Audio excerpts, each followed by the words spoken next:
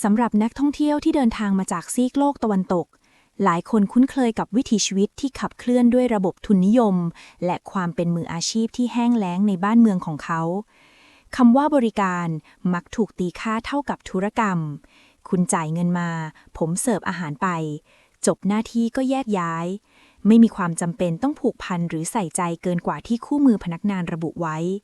หรือแม้แต่เรื่องของสัตว์จรจัดก็เป็นหน้าที่ของหน่วยงานรัฐที่ต้องจัดการมิใช่ธุระกงการอะไรที่คนทั่วไปจะต้องมาใส่ใจแต่ทว่าเมื่อคู่รักนักท่องเที่ยวคู่นี้เดินทางมาถึงประเทศไทยพวกเขากลับต้องเผชิญกับ culture shock ครั้งใหญ่ไม่ใช่เพราะความเจริญหรือความล้าหลังแต่เป็นเพราะพวกเขาได้สัมผัสกับมวลอากาศบางอย่างที่ลอยฟุ้งอยู่ทั่วเมืองไทยสิ่งนั้นคือความเป็นมนุษย์ที่หาได้ยากยิ่งในโลกปัจจุบันนักท่องเที่ยวต่างชาติคู่หนึ่งเล่าถึงเหตุการณ์เล็กๆในลานจอดรถที่สะท้อนความยิ่งใหญ่ของจิตใจคนไทย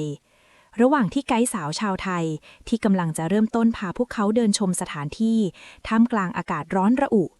กลิ่นหอมของหมูปิ้งย่างเตาถ่านก็ลอยมาเตะจมูกเธอขอตัวแวะซื้อหมูปิ้งสักครู่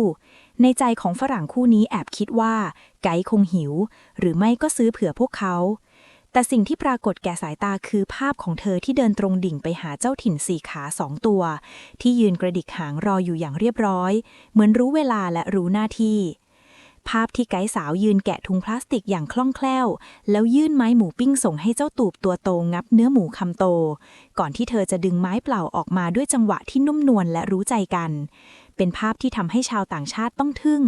ไม่ใช่เพราะความเวทนาสงสารแต่เพราะมันคือภาพของความคุ้นเคยที่แสนอบอุ่นท่าทางของเธอที่ป้อนหมูปิ้งให้สุนัขจรจัดเหล่านี้ดูเป็นธรรมชาติราวกับว่านี่คือกิจวัตรประจำวันที่เธอทำเป็นปกติไม่มีความรังเกียจไม่มีความกลัวมีแต่ความเอ็นดูแบบเพื่อนมนุษย์ที่มีต่อเพื่อนร่วมโลกสำหรับคนไทยนี่อาจเป็นแค่การซื้อหมูปิ้งให้หมาหน้าปากซอยแต่สำหรับนักท่องเที่ยวคู่นี้มันคือภาพที่กระแทกใจอย่างจังพวกเขาเห็นถึงสายใยความผูกพันที่คนไทยมีต่อสัตว์จรจัดมันไม่ใช่แค่การโยนเศษอาหารให้แต่คือการตั้งใจซื้อและยืนรอป้อนให้จนทำสุดท้ายพวกเขาจึงเขียนบรรยายความรู้สึกในโพสต์ว่าความเมตตานั้นส่งเสียงดังกว่าคำพูดใดๆและประเทศไทยก็คอยแสดงให้เราเห็นสิ่งนี้เสมอความเมตตาที่ปรากฏขึ้นในชั่วขณะเล็กๆที่ไกด์ของเราหยุดเพื่อป้อนอาหารหมาจรจัดมันเตือนสติเราว่าทำไมเราถึงรักการเดินทางมันคือการได้เห็นเสี้ยววินาทีแห่งความเป็นมนุษย์ที่เงียบสงบแต่งดงามในบริบทของชาวตะวันตกการกระทำของไกด์เป็นสิ่งที่เกินความจำเป็นเขาไม่ได้ทิปจากหมาและเขาต้องควักเงินตัวเองจ่ายด้วยซ้ำแต่สำหรับคนไทยมันคือน้ำใจที่ไหลรินโดยไม่แบ่งแยกว่าผู้รับจะเป็นคนหรือสัตว์การที่หมา2 ตัวนั้นนั่งรออย่างสุภาพไม่เห่ากรันโชคก็สะท้อนให้เห็นว่าพวกมันคุ้นเคยกับการได้รับความเมตตาจากผู้คนในสังคมนี้มาตลอดนี่คือความใส่ใจที่ไม่มีใครบังคับให้ทำแต่ทำเพราะใจมันสั่งอีกหนึ่งในความรู้สึกประทับใจของทั้งคู่คือบรรยากาศที่ร้านอาหารแห่งหนึ่งหลังจากที่คู่รักคู่นี้ทานอาหารมื้ออร่อยเสร็จและกำลังจะเดินออกจากร้านในความคุ้นเคยดังเดิมของพวกเขาการเช็คบิลคือจุดสิ้นสุดของความสัมพันธ์พนักงานจะหันหลังกลับไปทำงานต่อหรือรีบเคลียร์โต๊ะเพื่อรับลูกค้าใหม่แต่ที่นี่เมื่อพวกเขาลุกขึ้นยืนพนักงานในร้านจำนวน 4-5 คนที่สวมชุดยูนิฟอร์มเรียบร้อยต่างวางมือจากงานตรงหน้าแล้วเดินมารวมตัวกันเพื่อส่งมอบความรู้สึกดีๆทิ้งท้ายสายตาของทุกคนเต็มไปด้วยความใส่ใจและความอบอุ่นก่อนจะยกมือไหว้และกล่าวขอบคุณพร้อมกันด้วยน้ำเสียงที่จริงใจ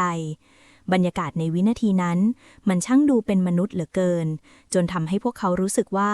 นี่ไม่ใช่แค่การบริการตามระบบแต่มันคือความห่วงใยที่ออกมาจากหัวใจจริงๆสำหรับคนไทยนี่อาจเป็นเรื่องปกติของร้านอาหารที่บริการดีแต่สำหรับชาวต่างชาติมันคือความรู้สึกที่พิเศษจนน้ำตาซึมพวกเขาโพสต์ข้อความบรรยายความรู้สึกในวินาทีนั้นว่าช่วงเวลาเล็กๆแบบนี้ที่คุณได้รับทั้งความใส่ใจความอบอุ่นและวิธีการบริการทุกอย่างที่นี่มันทำให้รู้สึกถึงความเป็นมนุษย์เหลือเกินการต้อนรับที่สัมผัสได้ว่ามันออกมาจากเนื้อแท้นี่แหละไทยแลนด์สิ่งที่พวกเขาประทับใจไม่ใช่ความหรูหราของร้านแต่คือความรู้สึกว่าพวกเขาถูกปฏิบัติเยี่ยงคนสำคัญหรือญาติมิตรไม่ใช่แค่กระเป๋าตังค์เดินได้การที่พนักงานหลายคนมารุมล้อมส่งแขก มันแสดงถึงการให้และความใส่ใจที่เกินกว่าหน้าที่ซึ่งเป็นสิ่งที่ระบบการบริการแบบตะวันตกที่เน้นประสิทธิภาพและความรวดเร็วไม่สามารถมอบให้ได้บทสรุปจากการเดินทางของทั้งสองเหตุการณ์นี้ไม่ว่าจะเป็นหมูปิ้งข้างทางหรือร้านอาหารติดแอร์เชื่อมโยงไปสู่แก่นความจริงเดียวกัน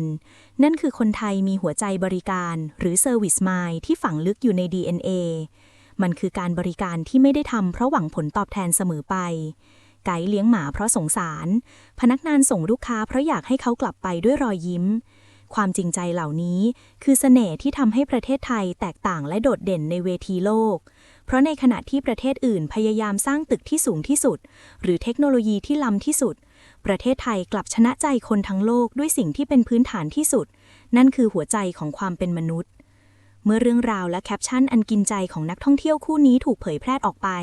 ชาวเน็ตทั่วโลกต่างเข้ามาแสดงความคิดเห็นกันอย่างถล่มทลายซึ่งสะท้อนให้เห็นว่าความโหยหาในมิตรภาพและความจริงใจนั้นเป็นสิ่งที่คนทั่วโลกต้องการมากที่สุดในขณะนี้กลุ่มแรกที่เข้ามาคอมเมนต์คือคนรักสัตว์และผู้ศรัทธาในความดีหลายคนเปรียบเทียบกับประเทศของตนเองว่าถ้าเป็นที่บ้านเขาหมาจรจัดคงถูกเทศบาลจับไปขังหรือถูกคนไล่ตะเพิดเพราะมองเป็นตัวแพร่เชื้อโรคแต่ที่ไทยสังคมกลับมีที่ว่างให้สัตว์เหล่านี้ได้มีชีวิตอยู่ร่วมกับมนุษย์อย่างสันติคอมเมนต์แนวนี้สะท้อนว่าชาวต่างชาติมองเห็นความเมตตาเป็นคุณธรรมสูงสุดของคนไทยกลุ่มต่อมาคือผู้ที่ทำงานในสายงานบริการจากฝั่งตะวันตกเข้ามาคอมเมนต์ด้วยความทึ่งปนอิจฉาเล็กๆพนักงานเสิร์ฟจากยุโรปคนหนึ่งบอกว่าที่ร้านฉันถ้าลูกค้ากินเสร็จเราต้องรีบเคลียร์โต๊ะให้เร็วที่สุดเพื่อทำรอบไม่มีเวลามายืนส่งแขกแบบนั้นหรอกเจ้านายคงด่าตายแต่พอเห็นแบบนี้แล้วรู้สึกอิจฉาจังมันดูมีความสุขทั้งคนให้และคนรับคอมเมนต์เหล่านี้ช่วยยืนยันว่าวัฒนธรรมสบายๆของไทยที่ให้เวลากับความรู้สึกมากกว่าตัวเลขคือกุญแจสำคัญที่ทำให้การบริการของไทยมีความเรียวและทัชใจมากกว่านอกจากนี้ยังมีคอมเมนต์ที่วิเคราะห์เรื่องรอยยิ้มและการไหว้ชาวต่างชาติหลายคนบอกว่าการที่พนักงานมายืนรวนกันแล้วไหว้มันดูศักดิ์สิทธิ์และจริงใจมากฉันเคยไปร้านอาหารไทยในนิวยอร์กพนักงานก็ไหว้นะแต่มันดูรีบๆเหมือนหุ่นยนต์แต่พอมาไทยการไหว้ของคนที่นี่มันมาพร้อมสายตาที่ยิ้มได้มันทำให้เรารู้สึกว่าเขาขอบคุณเราจริงๆที่แวะมาไม่ใช่แค่ขอบคุณเงินของเรา